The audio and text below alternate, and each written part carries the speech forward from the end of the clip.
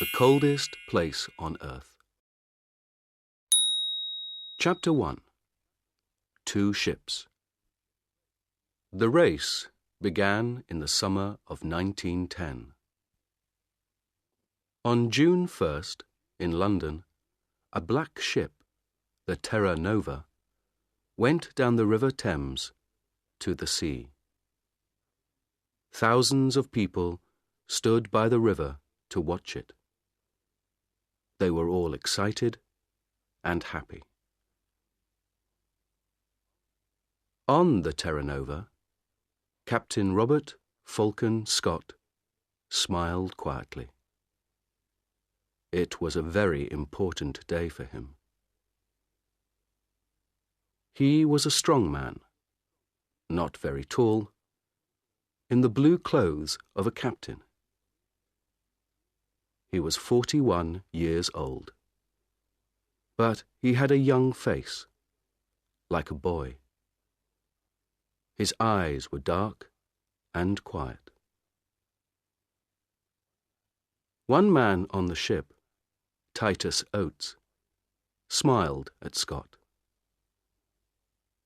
"What an exciting day, Captain," he said. "Look at those people. I feel like an important man." Scott laughed. "You are important, Titus," he said. "And you're going to be famous, too. We all are. Do you see this flag?" He looked at the big British flag at the back of the ship and smiled at Oates. "That flag is coming with us," he said. "In the Antarctic, I'm going to carry it under my clothes. We're going to be the first men at the South Pole, and that flag is going to be first, too." 5 days later, on June 6th, a man opened the door of his wooden house in Norway. He was a tall man with a long face. He waited outside the house for a minute. Everything was very quiet. He could see no houses, only mountains, trees, and water. It was nearly dark. The sky was black over the mountains. The man smiled and walked quickly away from the house, down to the sea. In the water, a big wooden ship waited for him. The man got onto the ship and talked and laughed quietly with his friends. The ship's name was Fram, and the man was Roald Amundsen. The Fram was the most beautiful ship on earth, Amundsen thought. His friends were the best skiers on earth, too. One of them, Olaf Bjaaland, smiled at him. "North Pole, here we come, Captain," he said. "Yes," Amundsen said. His friends could not see his face in the dark. "Fram is going to the Arctic." Everyone on the Fram was ready to go to the North Pole, to the Arctic. Amundsen wanted to go there too. But first, he wanted to go south. His friends didn't know that. At midnight, on June 6th, the Fram moved quietly away from Amundsen's house, out to sea.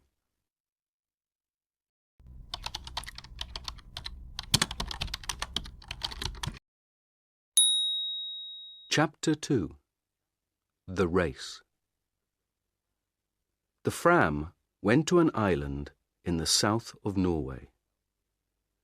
It was a very little island, with only one small wooden house, 2 trees, and nearly 100 dogs. "Look at that," Bjaaland said. "It's an island of dogs. There are dogs in the water, near the trees, on the house, dogs everywhere." 2 men came out of the house. "Hassel! Lindström!" Amundsen said. "It's good to see you. How many dogs do you have for me?" 99, Roald," said Hassel. "The best 99 dogs from Greenland. And they're very happy. They don't work, they just eat and play all day. They're having a wonderful summer here." "Good, good," Amundsen laughed. "But that's finished now. Hey, Bjaaland, stop laughing. Come down here and help me. Let's get all these dogs onto the ship." It was not easy. The dogs were fat and strong, and they didn't want to go on the ship. But at last, after 3 hours' hard work, all 99 were on the ship, and the Fram went out to sea again. The men were not happy. The weather was bad, the dogs were dirty, and some of the men were ill. They began to ask questions. "Why are we bringing dogs with us?" asked one man, Johansson. "We're going thousands of kilometers south, past Cape Horn, and then north to Alaska. Why not wait and get dogs in Alaska?" "Don't ask me," said his friend Helmer Hansen. "I don't understand it." The men talked for a long time. Then, on September 9th, Amundsen called everyone to the back of the ship. He stood quietly and looked at them. Behind him was a big map. It was not a map of the Arctic. It was a map of Antarctica. Bjaaland looked at Helmer Hansen and laughed. Then Amundsen began to speak. "Boys," he said, "I know you are unhappy. You often ask me difficult questions, and I don't answer. Well, I'm going to answer all those questions now, today. We began to work for this journey 2 years ago. Then, we wanted to be the first men at the North Pole. But last year, Perry, an American, found the North Pole. So, America was first to the North Pole, not Norway. We're going there, but we're too late." "I don't understand this," Bjaaland thought. "Why is Amundsen talking about the North Pole, with a map of Antarctica behind him?" Amundsen stopped for a minute, and looked at all the men slowly. No one said anything. "We have to go a long way south before we get to Alaska," he said. "Very near Antarctica, you know. And Captain Scott, the Englishman, is going to the South Pole this year. He wants to put his British flag there. An American flag at the North Pole, a British flag at the South Pole." Bjaaland began to understand. He started to smile and couldn't stop. He was warm and excited. Well, boys, Amundsen said slowly, do we want the British to put their flag at the South Pole first? How fast can we travel? We have a lot of dogs, and some of the most wonderful skiers on earth. Bjaaland here is the best in Norway. So, I have an idea, boys. Let's go to the South Pole and put the Norwegian flag there before the British. What do you say? For a minute or two, it was very quiet. Amundsen waited, and the men watched him and thought. Then Bjaaland laughed. Yes, he said. Why not? It's a ski race, isn't it? And the English can't ski. It's a wonderful idea. Of course. Let's go.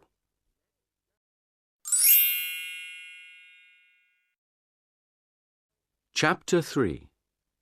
The Ponies. On October 27th, the Terra Nova arrived in Wellington, New Zealand. When Scott came off the ship, a newspaper man walked up to him. Captain Scott, can I talk to you, please? He said. Scott stopped and smiled. Yes, of course, he said. What do you want to know? Are you going to win? The man asked. Win? Scott asked. Win what? Win the race to the South Pole, of course, the newspaper man said. It's a race between you and Amundsen now. Look at this. He gave a newspaper to Scott. Scott looked at it. It said, Fram races Scott to South Pole. We're going to win, says Amundsen. Scott's face went white. Give me that, he said. He took the newspaper and read it carefully. The newspaper man watched him and waited. Well, Captain Scott, he said at last, who's going to win this race? Tell me that. Scott looked at him angrily. This is stupid, he said. It's not a race. I came here to learn about the Antarctic. I'm not interested in Amundsen or in races. Then he walked back onto his ship, with the newspaper in his hand. Later that day, he talked to his men. He gave them the newspaper and laughed. It doesn't matter, he said. We're in front of Amundsen, and we have more men and more money. He has only 8 men and a lot of dogs. I know about dogs. They don't work in the Antarctic. We have 16 men and the new motor sledges. They are much better. And tomorrow the ponies are coming. We need ponies, motor sledges, and good, strong British men. That's all. Forget about Amundsen. He's not important. Scott asked Oates to look after the ponies, but he did not let Oates buy them.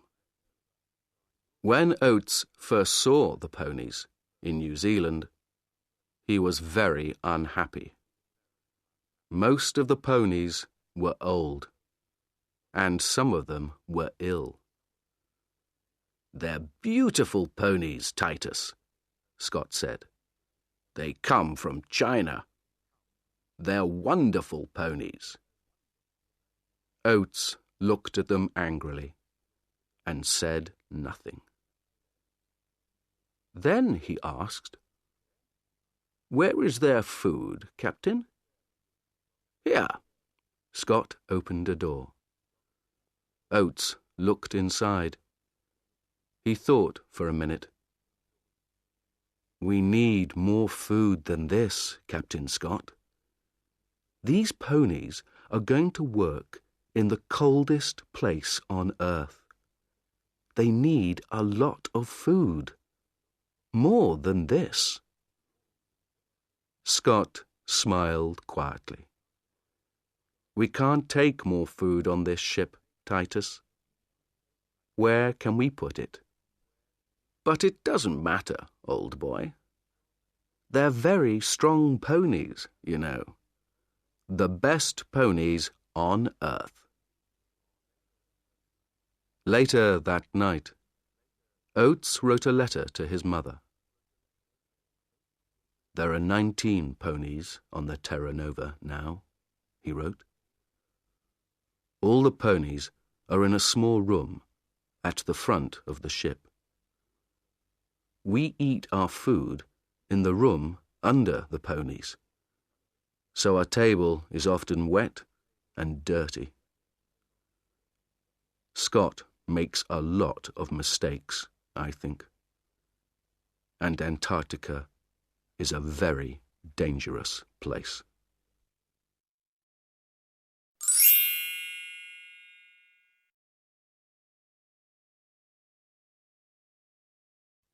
Chapter 4. Food Depots. The two ships, Terra Nova and Fram, arrived in Antarctica in January 1911, at the end of summer. The Englishmen and the Norwegians wanted to stay on the ice all winter. They wanted to be ready to go to the South Pole at the beginning of the next Antarctic summer. The dogs pulled the Norwegians' sledges.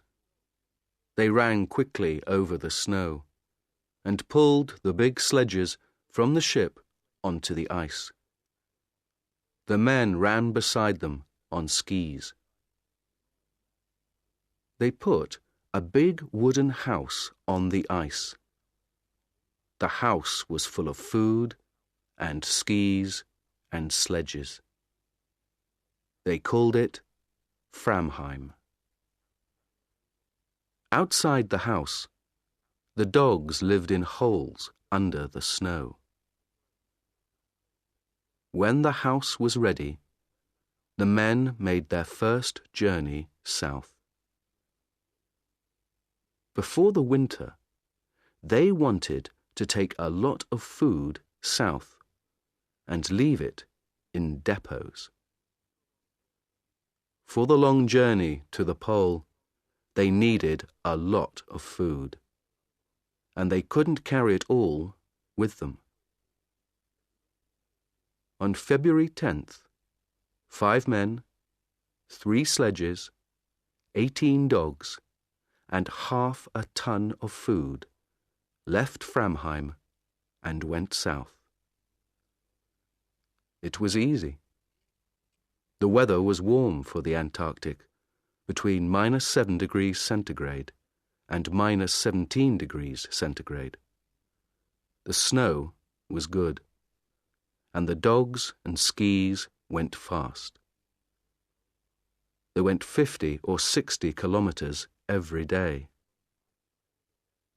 After 4 days, they reached 80 degrees south and made the first depot. Amundsen made his depot very carefully. It was very important to find it again next summer. So he put a big black flag on top. Then he put 10 flags to the east of the depot, each flag half a kilometer from the next. and 10 flags to the west.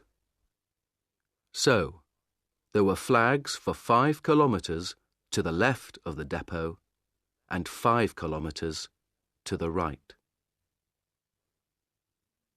Then they went back to Framheim and took some more food south, this time to 82 degrees south. This time it was harder. The temperature was sometimes minus 40 degrees centigrade, and there were strong winds with a lot of snow. The dogs and men were very tired, and the tents and boots were bad. At the second depot, they put out 60 flags to help them find it again. They came back to Framheim on March 23rd. It was nearly winter in the Antarctic. Their ship, Fram, was far away now, near South America. They were alone on the ice.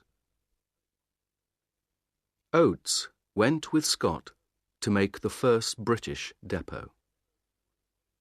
They left Cape Evans on January 25th. There were 13 men, 8 ponies, and 26 dogs. The dogs were faster than the ponies. They ran quickly over the top of the snow, but the ponies' feet went through it. Every morning, the ponies started first, and the dogs started 2 hours later, because they ran faster. At night, the dogs made warm holes under the snow, but the ponies stood on top of the snow. It was minus 20 degrees centigrade. After 15 days, Oates talked to Scott. There was a strong wind, and the 2 men's faces were white with snow. 3 of the ponies are ill, Captain, Oates said. They can't go on. Don't be stupid, Oates, Scott answered. They're good, strong animals. The best ponies on earth. Not these 3, Oates said. They're ill and unhappy, and now they can't walk. Let's kill them and leave the meat here in the snow. We can eat it, or the dogs can. Of course not, Scott said angrily. These ponies are our friends. They work hard for us. I don't kill my friends. 3 days later, 2 of the ponies were dead. Scott's men were slower than Amundsen's. It took them 24 days to get to 80 degrees south. They made a big depot there and put 1 large black flag on top of it. Then they went back to Cape Evans. Their camp was on an island in the ice, and the sea ice moved sometimes.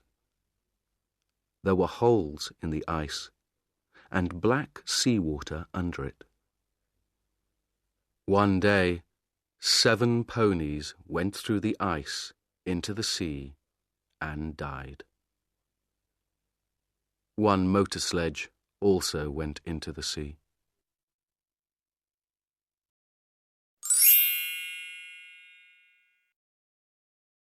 Chapter 5.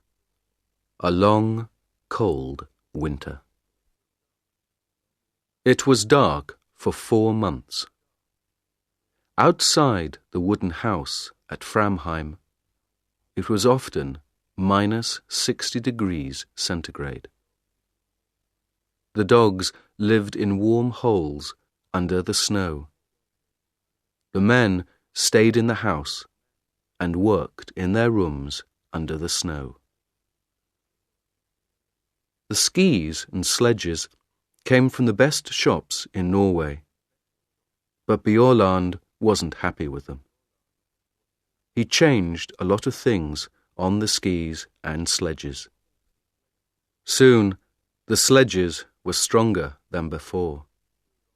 The skis were better and faster too. All the Norwegians worked hard. They looked after their dogs and worked on their equipment, the sledges, skis, tents. Every day they thought about their journey to the pole and talked about it. And every day Amundsen thought about Scott. One day, in midwinter, he talked to his men. "Let's start early, before Scott," Amundsen said. "Remember, Scott has more men than us, and he has motor sledges too. Perhaps they can go faster than us." Bjaaland laughed. "Oh no, they can't go faster than me," he said. "On snow, nothing can go faster than a good man on skis." "We don't know," Amundsen said. "You're the best skier in Norway, but you get tired, and dogs get tired too. Motor sledges don't get tired. They can go all day and all night." Johansen laughed angrily. "That's stupid," he said. "Perhaps the motor sledges can go all night, but the Englishmen can't." "The English can't win, Roald. They don't understand snow, but we do. And they're too slow." "Perhaps," Amundsen said, "but I want to win this race. So we're going to start early. Do you understand?" It was quiet and warm inside Framheim. Bjaaland looked at Amundsen and thought about the long, cold journey in front of him. He thought about the dogs in their holes under the snow and listened to the wind over the house. "When, Roald?" he said quietly. "On August 24th. The sun comes back on that day. We start then." "But we can't," Johansen said. He looked angry and unhappy. "That's too early. We can't start then. It's dangerous and stupid." Amundsen looked at Johansen coldly. "You're wrong, Johansen," he said. "We want to win, remember?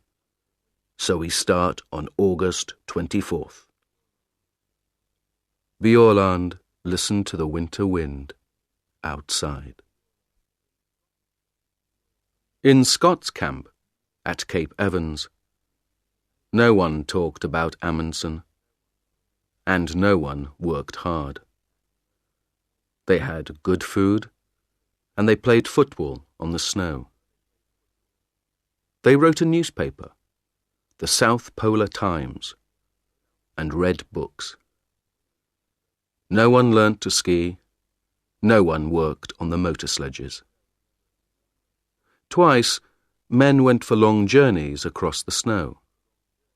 They walked and pulled the sledges themselves. Oates stayed at Cape Evans and looked after his ponies. Over the window in Cape Evans, Scott put a map of Antarctica. With a pen, he made a line from Cape Evans to the South Pole, and he put a little British flag at the pole. Under the map, Scott wrote the day for the start of their journey. "We start on November 3rd, he wrote.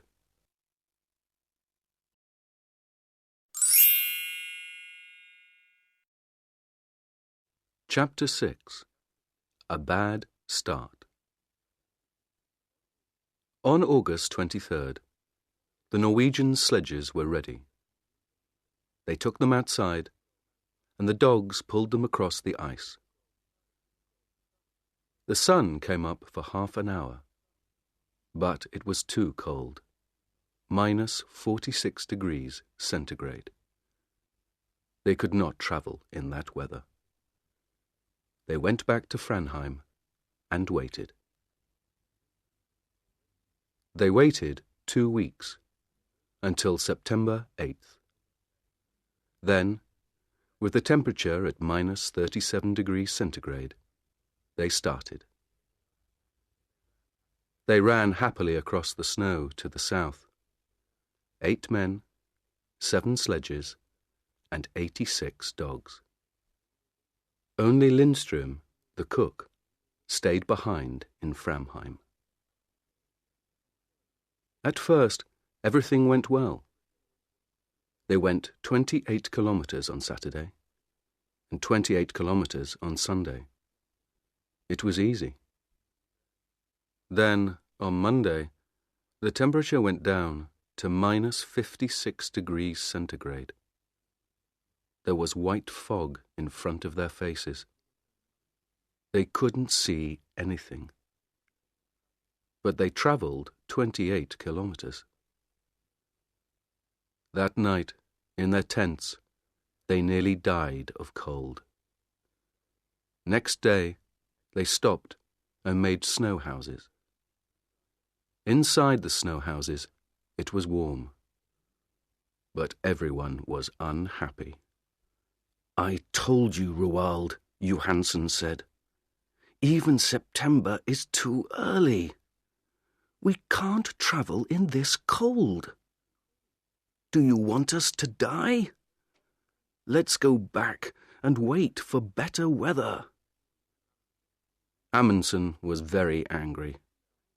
He was angry with Johansen, but he was angry with himself too. He knew Johansen was right. "All right," he said slowly. "We can go on to the depot at 80 degrees south, leave the food there, and then go back. We can't do more than that." It was 37 kilometers to the depot. The wind was in their faces all day. 2 dogs died on the way. At the depot, they did not stop. They put out the food and the flags, turned round, and went north. At last, the wind was behind them. The dogs ran quickly, and the men sat on the empty sledges. They went faster and faster. It was like a race. Amundsen was on Wisting's sledge, and soon he, Wisting, and Hansen were 3 or 4 kilometers in front. Soon they were alone. They travelled 75 kilometers in 9 hours, and they reached Framheim at 4 o'clock that afternoon. Bjaaland arrived 2 hours later with 2 more men. But the last 2, Johansen and Prestrud, went more slowly. Their dogs were tired. Their feet were wet and cold. They had no food, and they were alone in the dark. The temperature was minus 51 degrees centigrade. They reached Framheim at midnight. Next morning, Johansen was angry. In front of everyone, he said, "You were wrong, Roald. September was too early. I told you, but you didn't listen. And then you left us alone, and we nearly died in the cold. You're a bad captain.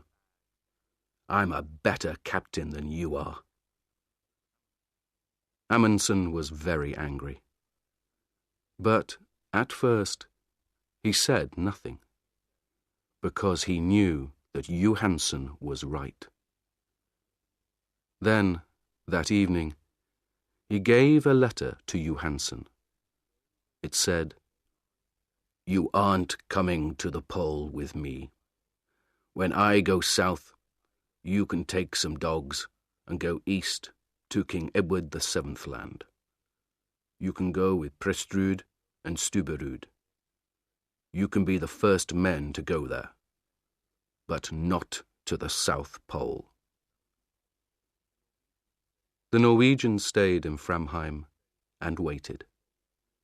They lay in bed, listened to the wind outside, and thought about Scott and his motor sledges.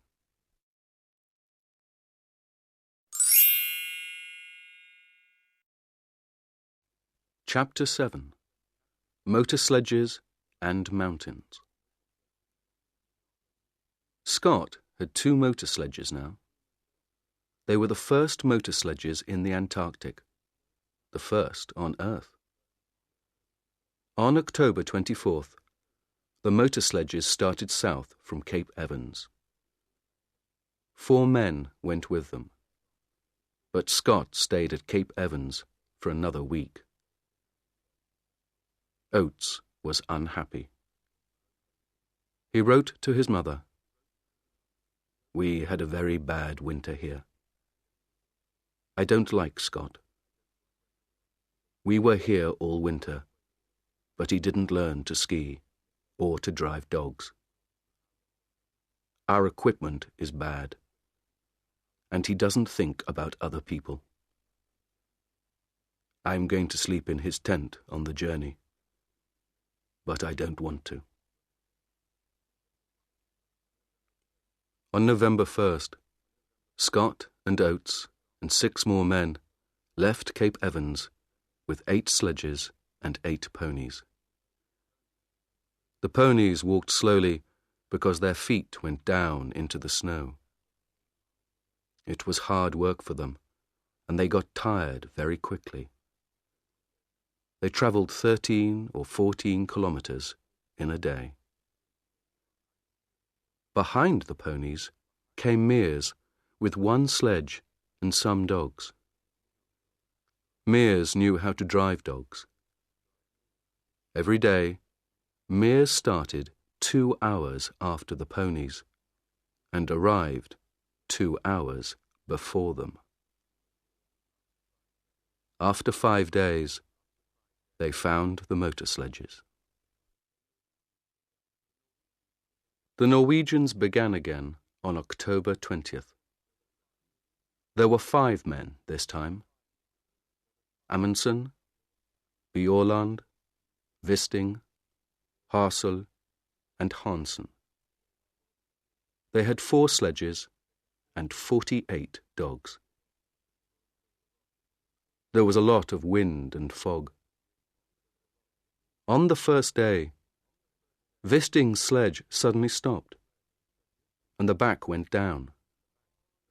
"Come on, you dogs," he said angrily. "Pull, pull." At first, nothing happened. Then, slowly, the sledge moved again.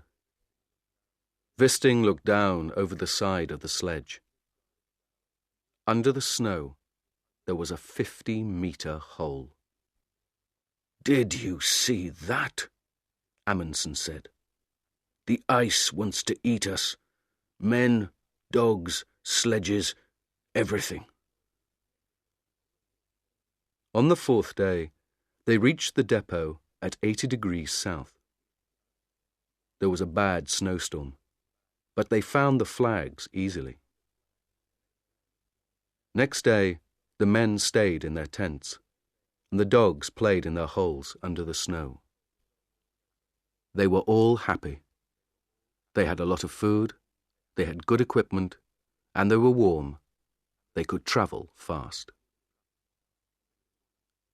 Next morning, the snowstorm stopped, and the journey began again. "Today, everything is wonderful," Bjaaland wrote in his diary.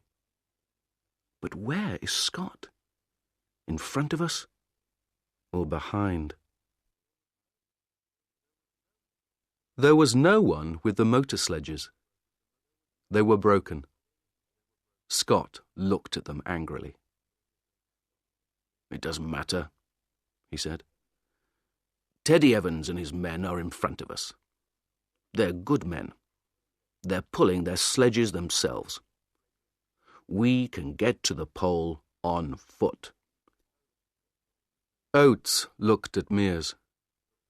Oates and the ponies were tired, but Mears and his dogs were not.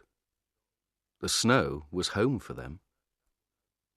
That night, Oates wrote, 3 motor sledges at £1,000 each. 19 ponies at £5 each. 32 dogs at £1.50 each. Well, it's not my money, it's Scott's. On November 21st, one of the ponies died. On November 11th, the Norwegians saw the mountains. The mountains were very high, some of the highest on earth. Bjaaland smiled. "There is good skiing up there, Roald," he said. "But can dogs get up there too?" "Of course they can," Amundsen said. "Come on." They left Hansen with the dogs and skied a little way up the mountains. It was difficult, but the mountains were big and beautiful. Behind the mountains, Amundsen thought there was a high plateau of ice. "That's it," Amundsen said. "That's the road to the pole. Tomorrow we can bring the dogs and sledges up here. But now, let's have a ski race. Who can get back to camp first?" They laughed and skied happily down the white snow. "This is like home," Bjaaland thought. "But it's bigger than Norway, and better." In the next 4 days, the dogs pulled the sledges 81 kilometres and went up 3,000 metres. At last, Amundsen and Bjaaland stood on the plateau behind the mountains. They were tired, happy men. Bjaaland looked back at the mountains. "Can a motor sledge get up here?" he asked. Amundsen smiled. "No," he said. "I don't think so. And Scott doesn't like dogs. So his men are going to pull their sledges up these mountains themselves. Would you like to do that, Olaf?" Bjaaland didn't answer. He smiled and skied happily away across the snow.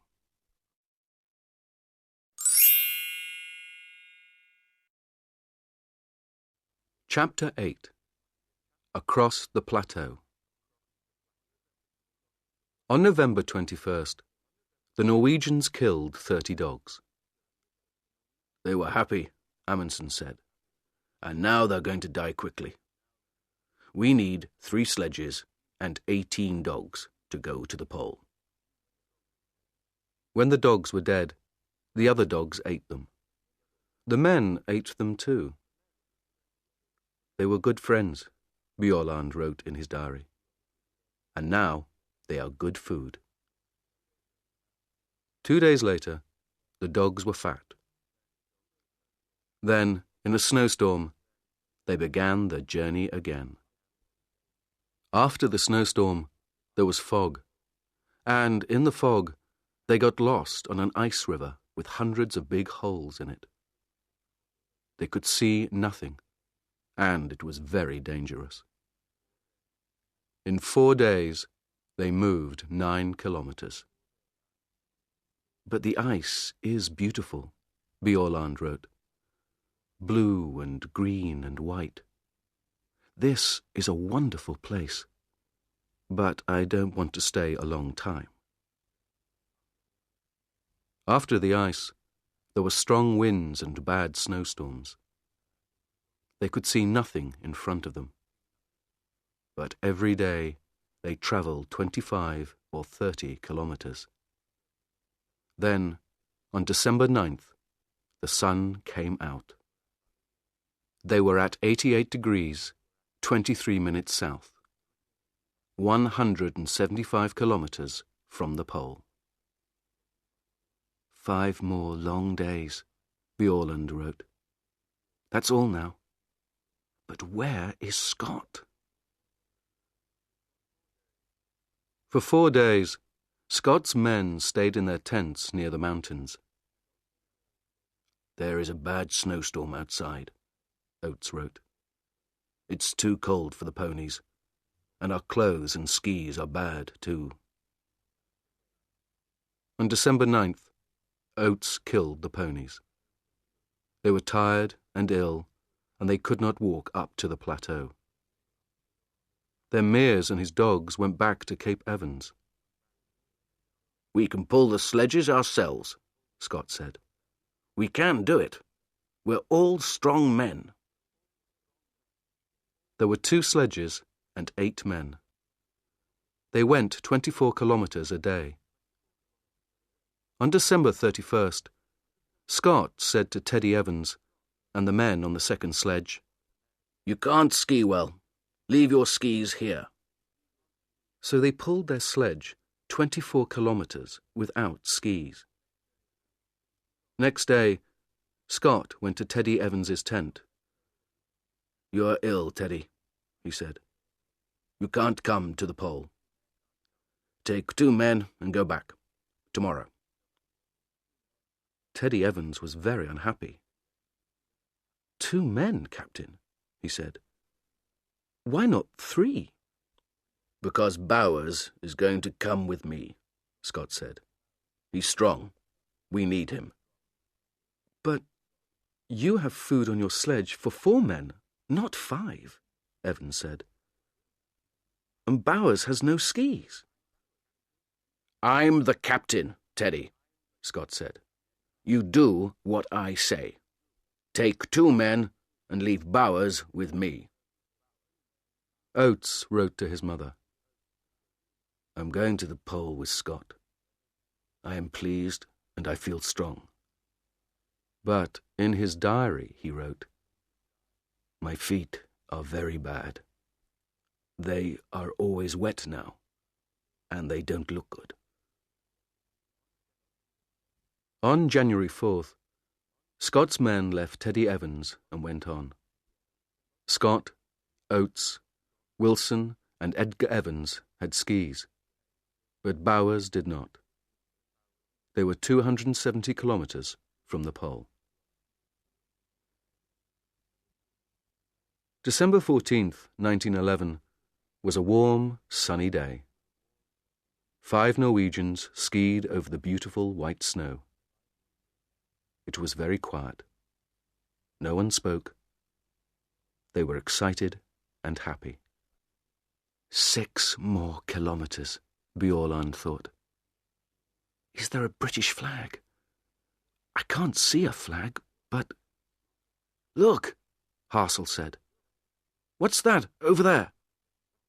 Bjaaland left his sledge and skied quickly away over the snow. What is it? He thought. Is it? No. It's nothing, he called. There's nothing there. Nothing. 3 kilometres. 2. Roald, Hansen called to Amundsen. Go in front of me, please. It helps my dogs. That's not true, Bjaaland thought. His dogs are running well today. But Hansen wants Amundsen to be first. The first man at the South Pole. They skied on and on, over the beautiful snow. Stop, Amundsen said. He waited quietly for his men. This is it, he said. Bjaaland looked at him. But there's nothing here, he said. Amundsen smiled. Oh, yes, there is, he said. There's something very important here, Olaf. Very, very important. What's that, Roald? Us. We're here now. Isn't that important, Olaf? The four men stood on the snow and looked at him. Then, slowly, they all began to laugh.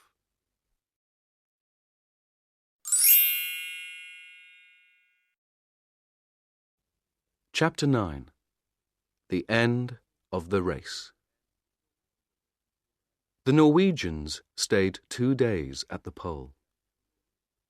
They left a tent there, with a Norwegian flag on it. Inside the tent, they left some food, a letter for the King of Norway, and a letter for Scott. They left some more black flags near the pole, and one 28 kilometers north. Then they skied away, back to the north. It's a beautiful day, Bjaaland wrote. The sun is warm, the snow is good. But the dogs run too quickly. I can't get in front of them. They found their depots easily. There were 10 between the pole and Framheim. Each depot had a lot of food. They laughed and skied quickly down the mountains. Often they skied 50 kilometers a day. On Friday, January 26th, 1912, they came back to Framheim. It was 4 o'clock in the morning. Inside the wooden house, Lindström, the cook, was asleep. Amundsen walked quietly to his bed. "Good morning, Lindström," he said. "Is our coffee ready?" The black flags waited at the pole. "What's that, Captain?" Bowers said. "Over there." "Where?" Scott asked. "What? Oh, my God." They all saw the small black flag in the snow, 2 kilometers in front of them. Slowly, they pulled their sledge to it. Next day, January 17th, 1912, they found the tent and the Norwegian flag. Near it, Scott took the British flag from under his clothes and put it up. In his diary, Scott wrote, "This is a very bad day. We are all tired and have cold feet and hands. It is minus 30 degrees centigrade, and there is a snowstorm. Great God, this is an awful place." They turned north. 5 tired, unhappy men in the coldest, emptiest place on earth. On March 13th, 1912, Scott's wife, Kathleen, looked at her morning newspaper. "Norway's flag at South Pole," it said. She looked at it for a long time, and then began to cry. "What's the matter?" her friend asked. "My poor, poor husband," Mrs. Scott said. "What's happened to him? Where is he now?" Scott's men were always hungry. There were not many depots, and they were difficult to find. "We need to find the next depot today," Oates wrote. "But how can we find one black flag in all this snow? It's very difficult. And there is food for 4 men, not 5. They were all tired and ill, too. Oates's feet were black now, and he could not feel them. On February 16th, Edgar Evans died. On the 17th, they were past the mountains. At the depot there, they ate one of the dead ponies. Then they went on. 10, 11, 12 kilometers a day. They were ill because their clothes were not warm and they didn't have much food. The temperature was sometimes minus 40 degrees centigrade. On March 7th, Scott looked at Oates's feet. They were big and black. "I can't pull the sledge now," Oates said. "It's very difficult to walk. Am I going to lose these feet, Captain?" Scott looked at Oates's feet and said nothing. On March 9th, they found another depot, but there was not much food. Slowly, they walked on. Oates's feet were worse every day. March 17th was Oates's birthday. He was 32. He lay in the tent and listened to the wind outside. He was very cold, very hungry, and very, very tired. He wrote a letter to his mother and gave it to Wilson. Then he got up and opened the door of the tent. He stopped in the door for a minute. Scott, Wilson, and Bowers looked at him. They didn't speak. "I'm going outside for a minute," Oates said. "I may be some time." They didn't see him again. At Cape Evans, the Englishmen waited. On December 11th, Mears and the dogs came back. On January 3rd, Teddy Evans and his 2 men arrived at Cape Evans. The Terra Nova came and went. Winter began. Scott did not come. The Englishmen waited all winter at Cape Evans.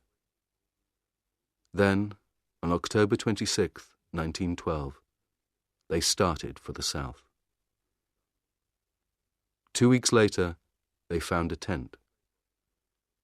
There were 3 bodies in the tent: Scott, Wilson, and Bowers. They put the bodies under the snow.